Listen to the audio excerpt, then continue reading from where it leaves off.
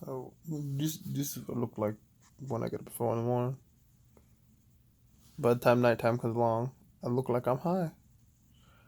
That's not what we're talking about today. That's just a little observation I made.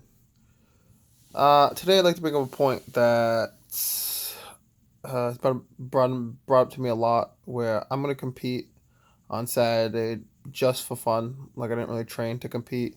I train all the time to be at my best. But it's like I always know like when I'm not ready. Like my squat's not where it needs to be. My deadlift is probably the best it's ever been, or close to, but I know it's not ready. And I'm like same thing with my bench. But I figured my buddies were going, so why not go? But everyone's telling me how I should lift during the week before the meet, or what I should and shouldn't be doing. And I think the most important thing is beat to your own drum. Like if you're gonna lift, I still train the same way. Like I'm still gonna lift tomorrow. I'll take Thursday and Friday off mostly because I'd like my legs to rest and my back. But you don't have to do what everyone says and follow like, oh no, you have to take the whole week off, or you can't do that, or you can't do this. Be your own person. If I'm not obviously asking you to break the law or anything, but if there's a certain way to do something, I'm like building a bridge or something, do it obviously do it that way.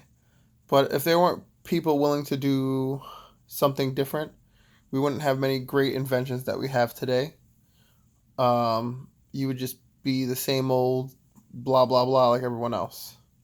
So stop thinking outside the box. And hell, maybe somebody might be right, but as long as it's not harmful for you to try a different way, still try it. I was like, at the end of the day, you can always admit that you were wrong and that you learned.